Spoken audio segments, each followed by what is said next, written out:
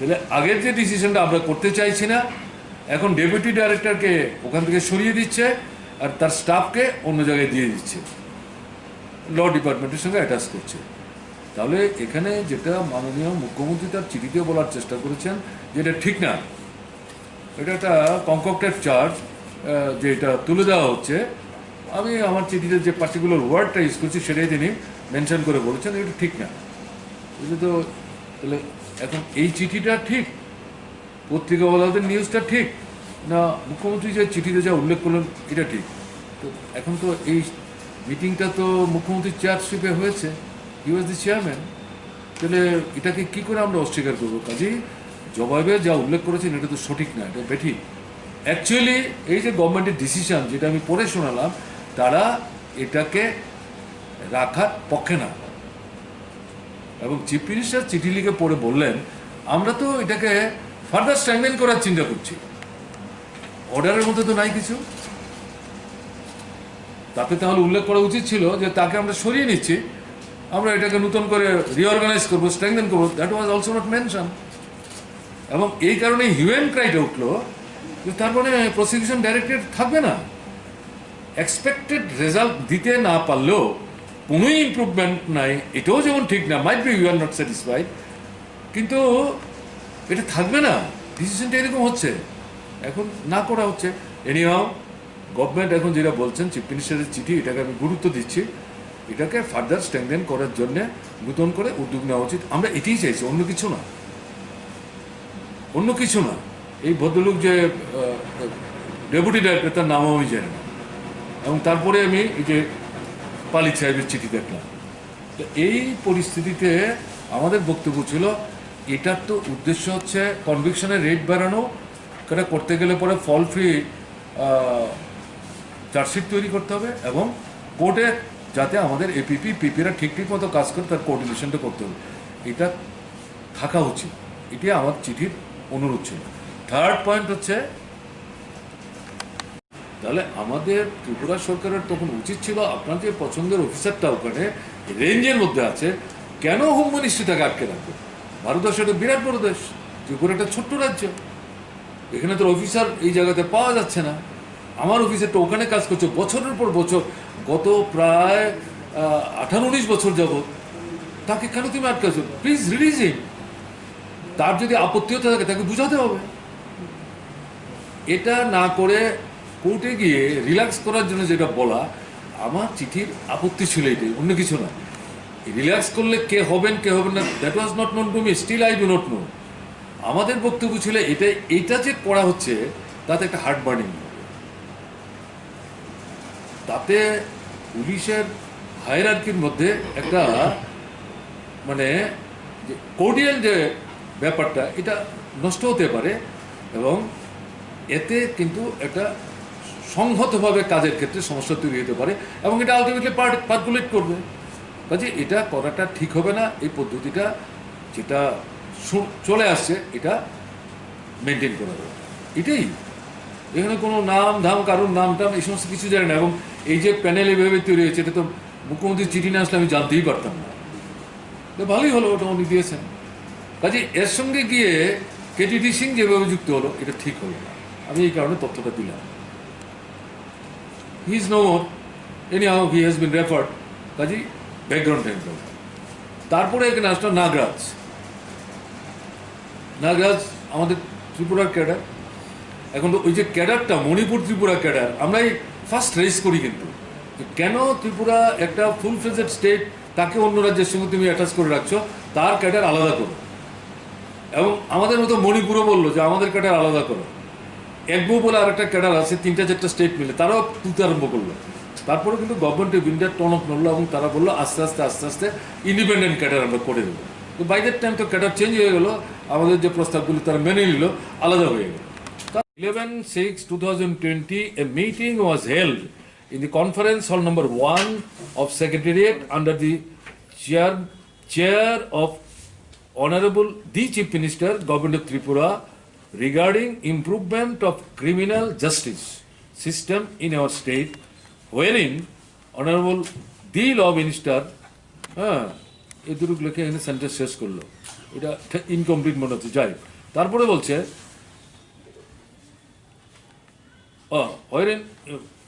না, law minister, state of Tripura, learned advocate general, DGP and other dignitaries were present. তারা ছিলেন মিটিংয়ে। Besides myself, মানে legal remembrance and law secretary mister Palit যিনি চিঠি লিখছেন, আমরা ছিলাম। তাহলে কি হলো? In the meeting regarding improvement of criminal justice system in our state, so many issues were discussed to increase the rate of conviction in our state, and it was decided that at this stage the state is not in favor of setting up of any separate directorate of prosecution under section 25A of CRPC. তাহলে আমি ভুলটা কোথায় বললাম? পত্রিকায় দেখেছি। তাহলে পত্রিকার বন্ধুরা যারা ক্যারি করলেন তারা তো ভুল কিছু লিখেননি, এই তো চিঠির মধ্যে আছে এটা। এবং তারপরে কি বলছে আরো clarified, in the meeting it was also discuss and decided that the deputy director of prosecution earlier appointed by the government may be attached to the Home Department for dealing with the matters like draft letter regulatory withdrawal of cases, views in respect of appeal against acquittal in criminal cases, data bank of criminal cases, etc., and this staff attached to the office of the Deputy Director Prosecution be utilized by the Law Department until further order with effect from 1/7/2020. কাজে এদিক থেকে যেটা বলতে চাইছি, এটা ঘটনা যে রাজ্যে 30 বছর কাজ করেছেন, এই যে মানে অবস্থাটায় রেখে তালিকা করতে হবে, সুপ্রিম কোর্টে কিন্তু কোথাও 30 বছরটা কিছু বলেনি। মিনিস্ট্রি অফ হোম অ্যাফেয়ার্স তারা একটা অ্যাডভাইজারি নেচারে বলেছে এআইজি হলে কত বছর কাজ করতে হবে, তারপরে আইজি হলে কত বছর কাজ করতে হবে, তারপরে এডিশনাল ডিজি হলে কত বছর কাজ করতে হবে, ডিজি হলে কত বছর, অর্থাৎ এগুলো পে স্কেলের সঙ্গে লিঙ্কটা। সুপ্রিম কোর্ট এই সমস্ত জায়গায় যায়নি, বলছে একটা সিনিয়র মোস্টদের নিয়ে 3 জনের একটা প্যানেল হবে এবং এতে দেখতে হবে তার পারফরমেন্স, তার বিরুদ্ধে কোনো রকম নেগেটিভ কমেন্ট আছে কিনা। তো এই জায়গায় 2 জনের নাম গেছে, ইউপিএসসির নাম এখানে যেটা দিলেন তাতে গিয়ে দেখা গেল যে তারা একটা নাম সাজেস্ট করেছেন, মাননীয় মুখ্যমন্ত্রী চিঠিতে বলেছেন, কিন্তু সেই ভদ্রলোক আসতে রাজি না। তাহলে আরেকজন আছে, 3 জনের প্যানেল না হোক, 2 জনের প্যানেলে একজনে আসতে রাজি না, আরেকজন তো আছে, তাকে নিচ্ছেন না কেন? অথবা যাকে আপনি পছন্দ করলেন বা আপনারা করলেন, গভর্নমেন্ট অফ ইন্ডিয়াকে বলুন সে হি ইজ মাই ক্যাডার, আমার এখানে লোক নাই, কেন তুমি তাকে রিলিজ করছো না? এবং generally IPS, IAS, IFS, forest service, এই সবগুলোতে টোটাল সার্ভিস যে তার লেন্থ, তার অন্তত 50% যে স্টেটের ক্যাডার সেখানে থেকে কাজ করতে হয়, বাকি 50% অন্য জায়গায় বা সেন্টারে যাবে। যদিও এটা ভারতবর্ষে অনেক জায়গাতে অনেক অফিসারের ক্ষেত্রেই দেখা গেছে সেটা মানা হচ্ছিল না বা মানছিল না। কেমন? তাহলে আমাদের ক্ষেত্রেও কিন্তু আমরা এরকম পার্সু করে আমাদের একজন অফিসারকে এনেছি আমরা, যে কেন তাকে ছাড়ছো না, আমার দরকার আছে, কেন তাকে তুমি আটকে রেখেছো এমএসএতে এসছে, আমি নাম নাই বা বললাম এখন। তাহলে আমাদের ত্রিপুরা সরকারের তখন উচিত ছিল আপনার যে পছন্দের অফিসার ডাইরেক্টর বলছে যে এটা তুলে দেওয়া হলো, মুখ্যমন্ত্রী চিঠি পাঠিয়ে বলেছেন যে না এটা ঠিক না, আমরা বরং এটাকে স্ট্রেংথেন করার চিন্তা করছি। কিন্তু প্রথম তিনি বললেন যে এটা করতে কোনো লাভ হয়নি, পয়সা খরচ হয়েছে, এবং বলার চেষ্টা করেছেন আপনি তখন দায়িত্বে ছিলেন, তার পারফরমেন্স তেমন একটা কিছু না, যে পারপাস নিয়ে করা হলো এগুলো তো মনে হচ্ছে যেন আপনি ওভারলুক করার চেষ্টা করছেন। মোটেই ঘটনা তা না, মোটেই ঘটনা তা না। এটা হচ্ছে সিআরপিসি 25 এর প্রভিশন।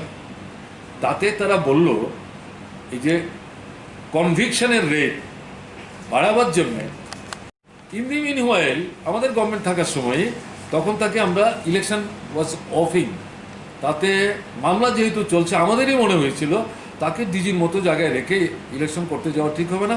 ইলেকশন কমিশন নিশ্চয়ই তাকে চেঞ্জ করার চেষ্টা করতে পারে।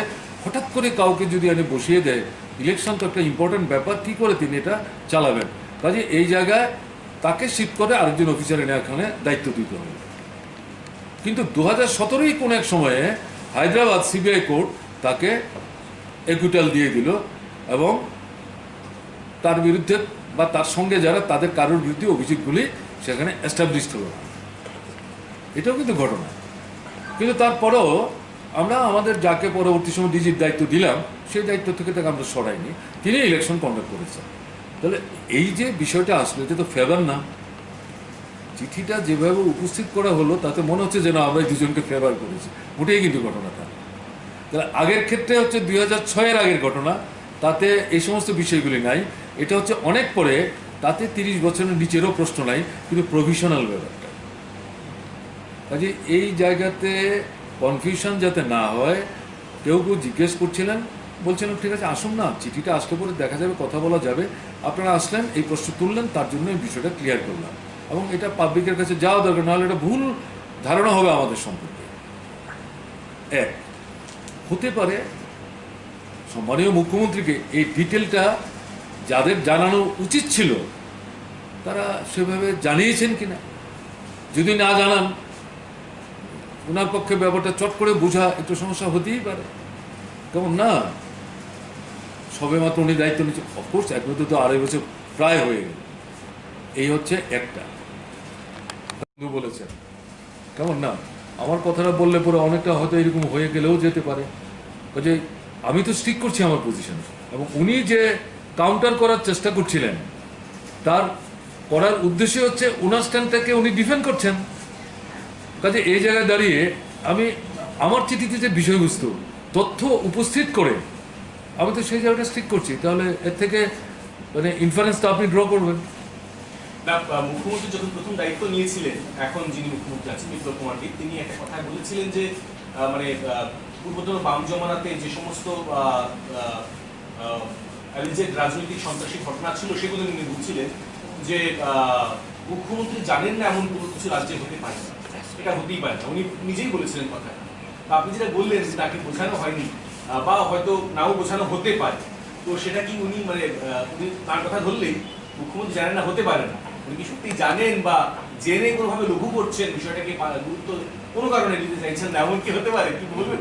আপনি যেভাবে নেবেন, আপনারা বুদ্ধিমান লোক। আর কিছু?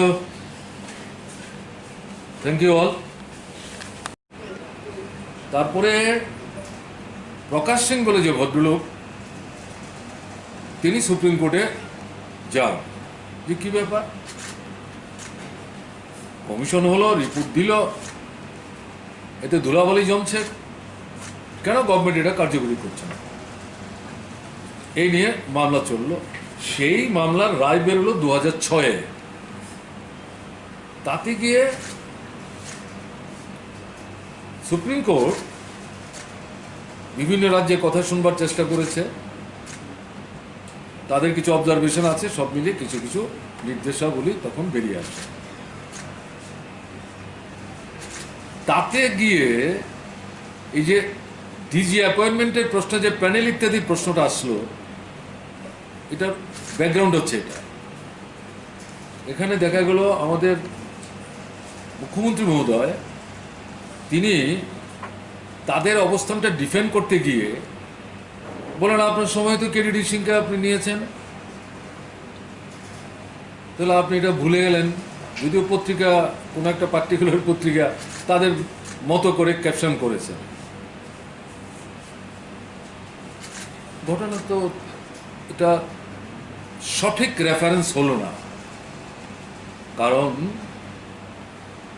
কেটিডি সিংকে যখন অ্যাপয়েন্টমেন্ট দেওয়া হয় as director general of police, সেটা হচ্ছে 1999, চিফ মিনিস্টার তার চিঠিতে মেনশন করেছেন, সম্ভবত এপ্রিল মাসের কোন একটা তারিখে। এর আগে ত্রিপুরা আরেকজন ডাইরেক্টর জেনারেল পুলিশ ছিলেন, তিনি ত্রিপুরার না, তিনি পশ্চিমবঙ্গ থেকে এসে কাজ করছিলেন থার্ড লেফটেন্যান্ট গভর্নমেন্টের সময়। এখন ওনার টেনিউর শেষ, মানে ত্রিপুরায় যত দিনের জন্য ওনাকে অ্যাপয়েন্ট করা হয়েছিল সেই সময় শেষ, উনি চলে যাবেন, গভর্নমেন্ট তাকে ছেড়ে দিচ্ছে। এবং এই পরিস্থিতিতে রাজ্যে সেই সময় যারা কাজ করছিলেন তারা অফিসার নেবেন, টিপিএসসিকে বলেছেন রিক্রুট করো। আমরা তো এই কাজই করছিলাম, ফাইনাল স্টেজে নিয়ে এসেছিলাম। গভর্নমেন্ট চেঞ্জ হয়েছে, টিপিএসসি কন্ডাক্ট করেছে, বাতিল করলেন কেন? 27 মাস হয়ে গেল তো, দেখি ঠিক হলো। এটা করতে কতদিন লাগবে কে জানে? মাত্র 73-74 জন। বাকি যে সিভিল পুলিশের অন্যান্য পদে যে খালি পড়ে আছে, এগুলি কবে পূরণ হবে? তাতে তো আমাদের রাজ্যের ছেলেরাই কাজ পাবে। তারপরে হচ্ছে টিএসআর, ওখানে প্রচুর পোস্ট পড়ে আছে। এখন বলছেন আমরা 2টো ব্যাটালিয়ন করছি, 2122 হবে। আমরাই তো লড়াই করছিলাম, পলিটিক্যালি আমাদের দেয়নি আগের বিজেপি গভর্নমেন্ট। ওরা আসার পরে বলছে আমরা 2টো তোমাদের অ্যালাউ করছি। অলরাইট, কতদিন হলো এটা? 26-27 মাস হয়ে গেল। এখন এখানে বলছেন ডাইরেক্ট রিক্রুটমেন্ট হবে 1300-1400, কতদিন লাগবে হুনোস। তার একটা পরীক্ষা পদ্ধতি, এই সমস্ত কৌতুকগুলো আছে। কিন্তু আমাদের প্রশ্ন হচ্ছে, ঠিক আছে আপনি এগুলো নিচ্ছেন, এই যে সিদ্ধান্ত নিয়েছেন, আমরা এটার বিরোধিতা করছি না, কিন্তু এটাই কি সব? এখানে দরকার হচ্ছে শূন্য পদগুলি পূরণ করুন, কয়েক হাজার, আমাদের রাজ্যের ছেলেরা কাজ পাবে। আর এই জায়গায় যেটা এক জায়গায় মুখ্যমন্ত্রী উল্লেখ করলেন, এই যে অফিসার এবং টিএসআর এদের নিলে পর পুলিশের উপর চাপ কমবে, কারণ ওই এসপিও নেওয়া হবে। এসপিও নিলে পরে পুলিশের উপর চাপ কি করে কমবে? সে তো থানার কাজ করতে হবে, সে তো থানেদার না। এক্সট্রিমিস্ট প্রবলেম মোকাবেলা করার জন্য যারা কাউন্টার অ্যাক্টিভিটিসে যুক্ত, তাদেরকে না ইনফরমেশন দিয়ে সাহায্য করতে, সেটা তো নাই এখন। বলছি কী করে এই 1100 লোক এই কাজে সাহায্য করবে? এটা তো ঠিক হচ্ছে না, এই যুক্তিটা তো ধোপে টেকে না। এবং এসপিও নেওয়ার যে প্রভিশনটা আছে, যেটাকে রেফার করে ভুরা সাহেব কাশ্মীরের অভিজ্ঞতা নিয়ে আমাদের গভর্নমেন্টের দৃষ্টি আকর্ষণ করেছিলেন, এবং এটা আমাদের 2017-এর যে 7-এর যে আইনটা, তার মধ্যে আমরা ঢুকিয়েছি, তার সঙ্গে এখনকার পরিস্থিতি মিলছে না। কাজে এদিক থেকে এই যে কথাটা বলছেন, বলে সবার শেষে বলার চেষ্টা করলেন এগুলি সবই হচ্ছে পত্রিকার যে সংবাদ, এগুলিতে আপনি একটু মনে হচ্ছে যে মিসলেড হয়েছেন, আসলে ঘটনা তা না। সবটা জেনে টেনে বললে বোধহয় ভালো হতো, কারণ চিঠির লাস্ট যে লাইনটা, আমি শুধু সেটাই একটু পরে বলবো। কোর্টে যারা এটাকে পার্সু করবেন, তারা যাতে প্রপারলি এটা করতে পারেন, একটা কোঅর্ডিনেশন মেনটেন করেন, তাতে হোম, পুলিশ, ল, কারণ এপিপি পিপিপি এগুলি ল দেখে, তার মধ্যে একটা কোঅর্ডিনেশন ডেভেলপ করা। এখন যেটা বলার চেষ্টা হলো যে আপনি ওভারলুক করছেন, তখন কিছুই হয়নি, দেখেইনি কিছু, এটা কি ঠিক না? তো এই যে কাজটা, এটা কিন্তু শুরু করেছিলাম আমরা, এবং সবার মধ্যে একটা কোঅর্ডিনেশন ডেভেলপ করছিল।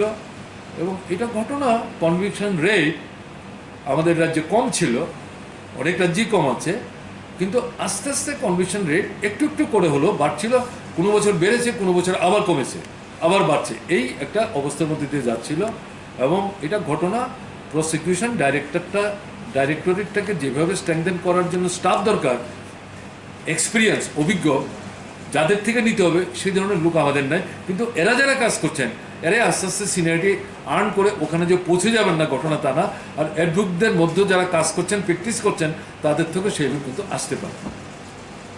এখন মুখ্যমন্ত্রী বলছেন আমরা এটাকে ডিসব্যান্ড করেছি বা অ্যানাল করেছি, এই যে কথাটা বলা হচ্ছে, এটা তো ঠিক না, এটা ফেব্রিকেটেড। তো এটা যে ফেব্রিকেটেড না, আমি শুধু গভর্নমেন্টেরই একটা কাগজ পড়ে দিচ্ছি। এটা 22শে জুন 2020। চিঠিটা কে লিখেছেন? বিশ্বজিৎ পালি।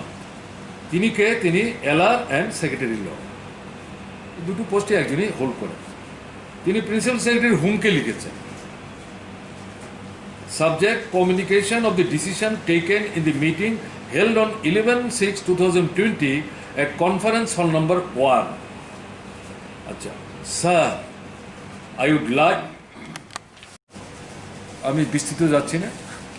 এসপিও নিয়োগ সম্পর্কে আমাদের বক্তব্য ছিল, আমার চিঠির বক্তব্য ছিল, সিভিল পুলিশ অর্থাৎ থানা টানা যারা দেখভাল করেন, আর হচ্ছে টিএসআর, তারা মূলত এক্সট্রিমিস্ট প্রবলেম ফেস করার জন্য বিপিন চক্রবর্তী যখন মুখ্যমন্ত্রী প্রথম, তখনই ফার্স্ট তারা এই ব্যাটালিয়ন রেজ করে। এগুলি তো প্রচুর পোস্ট খালি পড়ে আছে এবং অনেকের বক্তব্য কয়েক হাজার।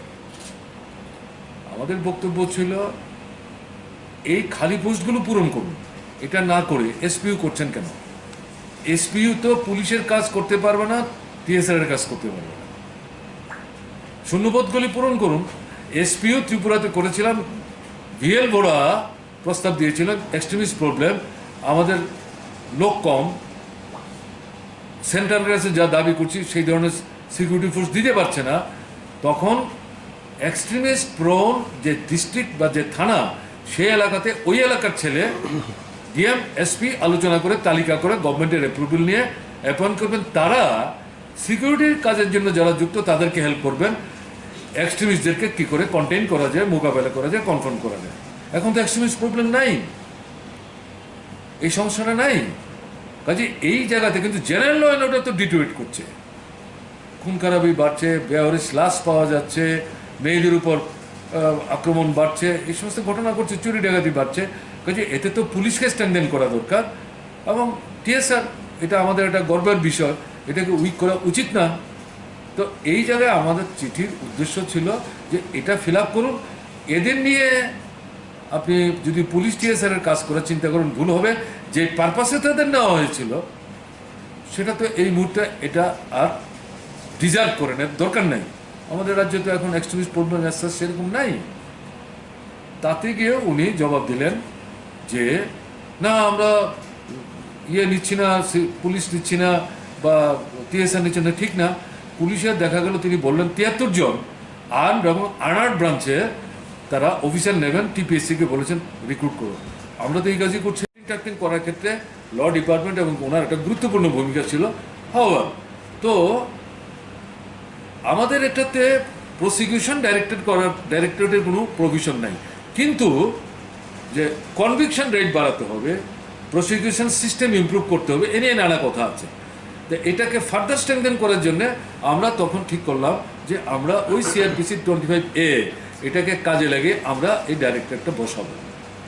তাহলে 2010-এ সেখানে তাদেরকে আমরা শুরু করার জন্য লোক নিয়োগের প্রশ্নে টিপিএসসিকে আমরা বললাম ডাইরেক্টর একজন আর 2 জন ডেপুটি ডাইরেক্টর, আর স্টাফ তো আলাদা। তারা ইন্টারভিউ ডাকার পর দেখা গেল ডাইরেক্টর হওয়ার জন্য যে যোগ্যতা এই লোক নাই, আর ডেপুটি ডাইরেক্টর হতে পারেন এর মধ্যে একজনকে পাওয়া গেল, তাকে অ্যাপয়েন্টমেন্ট দিলাম আমরা। কারণ তার জন্য তো ডাইরেক্টরেটের কাজ বসে থাকতে পারে না, এবং স্টাফ কিছু দেওয়া হলো। সেই জায়গায় প্রথম অভিজ্ঞতা যেহেতু নাই, ওয়েস্ট ডিস্ট্রিক্ট ছিল তার জুরিডিকশন, এরিয়া অফ অপারেশন, কাজ শুরু হলো। এবং এটা মূলত ল ডিপার্টমেন্টের সাহচর্যে হোম মিনিস্ট্রির সাথে কোঅর্ডিনেশন মেনটেন করে তারা কাজ করতে শুরু করলো। এবং মূল পারপাসটা হচ্ছে এই যে ক্রিমিনাল অ্যাক্টিভিটিসের পরিপ্রেক্ষিতে যে চার্জশিট তৈরি হচ্ছে, এটা যাতে তাদের মধ্যে সিনিয়র মোস্ট ছিলেন কেডিটি সিং, মাইট বি চিঠিতে লিখেছেন 25 বছর হতে পারে, আমি এটা আমার অতটা কংক্রিট জানা নেই, কিন্তু হি ওয়াজ এ সিনিয়র মোস্ট। এই না যে সিনিয়র মোস্টকে টপকে তার চাইতে জুনিয়র এরকম কাউকে ত্রিপুরায় যারা কাজ করছিলেন তাদের থেকে দেওয়া হয়েছে। এখন যেভাবে ব্যাপারটা উপস্থিত করা হলো যে কাউকে ডিপ্রাইভ করে তাকে করলেন, এখন আমরা সমস্যায় পড়লাম, এটা কনসিডার করছেন না, এরকমভাবে ব্যাপারটা আসবে। এটা আরেকটু সামনে গিয়ে বলা দরকার। তখন ক্যাটে গুয়াহাটিতে যেটা বসে, নর্থ ইস্টার্ন রিজিয়নে সেন্ট্রাল গভর্নমেন্টের যারা অফিসার তারা তার কাছে যায়, মিস্টার গ্রেওয়াল বলে ভদ্রলোক, তিনি মণিপুরে কাজ করেন। তিনি ওখানে গিয়ে বললেন এই যে কেটিডি সিংকে ত্রিপুরা ডিজি করা হলো, আমি তো তার চাইতে সিনিয়র, ক্যাডার হচ্ছে সেই মণিপুর এবং ত্রিপুরা, কাজে আমারটা তো কনসিডারেশনের মধ্যে আসলো না। অর্থাৎ ইনডাইরেক্টলি তিনি বলবার চেষ্টা করলেন যে আমি ডিপ্রাইভড, অ্যাপারেন্টলি তো তাই মনে হবে। ক্যাট 2020-এর জানুয়ারিতে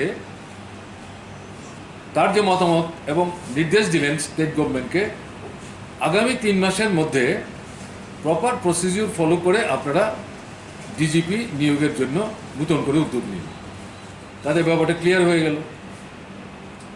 তখন ত্রিপুরা সরকার এই রাইট অফ দি অ্যাভাব, অর্থাৎ আগের যে বিষয়গুলো, I have no hesitation in saying that the allegations made in your letter are totally baseless and unfounded.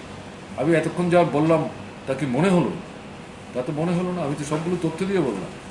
তারপরে লাইন হচ্ছে, you appear to have made assertions based on concocted news items without ascertaining the facts. News item যে পত্রিকাগুলি দিয়েছে, আমার তো মনে হচ্ছে না তারা দিয়েছেন যার মধ্যে কোথাও কনককশন আছে। তারা গভর্নমেন্টের নানা সময়ে নানা স্তরের যে ডিসিশন, বক্তব্য, প্রেস মিট, এগুলোর ভিত্তিতে এরা নিউজ করেছেন। তাদের ঘরে চাপাচ্ছে কেন এটা? আর আমাদের চিঠিটার মূল উদ্দেশ্যটা কি? নেগেটিভ অ্যাসপেক্ট থেকে ক্রিটিসাইজ করে না, পজিটিভ অ্যাটিটিউড নিয়ে এই জায়গাগুলি মনে হচ্ছে ঠিক হচ্ছে না, রিথিঙ্ক করুন, রিভিউ করুন, এবং এটা যদি স্ট্রিক করেন তাহলে সোসাইটির মধ্যে একটা রং মেসেজ যাবে। কাজে এই হচ্ছে মূল ব্যাপার। তো যারা জানতে চাইছিলেন তার সঙ্গে আপনারা অনেকে আসলেন, আপনাদের ধন্যবাদ। তো এই প্রশ্ন করাতে বিষয়গুলি আমি আপনাদের সামনে তুলে ধরলাম। কাজে আমার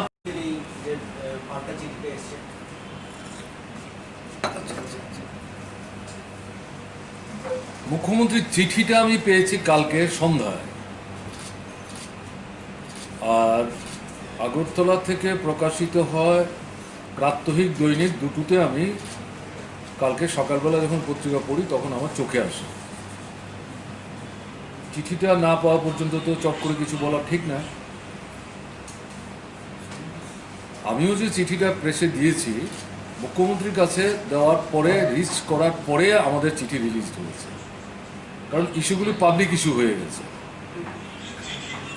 আমি অপেক্ষা করছিলাম মুখ্যমন্ত্রী চিঠিটার জন্য। চিঠিটা আমি পড়ে দেখলাম পত্রিকায় যা এসছে ব্রডলি, এই দুটো পত্রিকা বিষয়বস্তুগুলো সেভাবেই দিয়েছেন। শুধু সন্ধান পত্রিকার সম্পাদক মহোদয়ের তরফ থেকে তার নিজের যে কমেন্ট সেটা অ্যাডেড হয়েছে, এবং ওই কমেন্টটা কারেক্ট। তখনই পড়ে আমার যেটা মনে হচ্ছে। আবার এখন সবটা মিলিয়ে, এখন ধরুন আমি যে চিঠি দিয়েছিলাম এটা যদি আবার বলি অহেতুক সময় যাবে, আপনারা জানেন সবাই, এটা অনেকেই ক্যারি করেছে, আমি ওখানে যাচ্ছি না। সম্মানীয় মুখ্যমন্ত্রী জবাব দিতে গিয়ে যেটা বলছেন, উনি ডিজি নিয়োগের পদ্ধতি সম্পর্কে বলছেন, সেটার একটা হিস্ট্রি আছে। এটা কিন্তু সেভাবে চিঠিতে রেফার্ড হলো না। আমার কাছে যা তথ্য আছে সেটা হচ্ছে,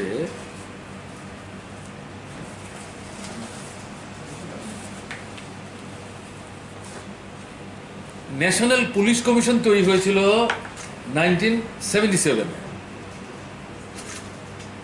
এই কমিশন রিপোর্ট সাবমিট করে 1981, পড়ে থাকে এটা। তারপরে তখন ত্রিপুরা সরকার এই ক্যাডারের আইপিএস অফিসারদের লিস্টটা এক্সামিন করলো। তাতে সিনিয়র মোস্ট হচ্ছেন ভিএল ভোরা, তিনি এই ক্যাডারের লোক। তিনি যখন দিল্লি থাকেন, সেই জায়গায় ওই যে 3 মাস সময়টা দিল, সম্ভবত এপ্রিল হবে, এপ্রিল বা মে কোনো একটা সময়, ওগুলো ধরুন 25 বছর আগের কথা বা 22-23 বছর আগের কথা, সবটা তো এক্স্যাক্টলি বলার মেমোরি থেকে যেটা আমি বলার চেষ্টা করছি। তাকে সেখানে অ্যাপয়েন্ট করা হয়। In the meanwhile K T D Singh তিনি সিআরপিএফে চলে যান।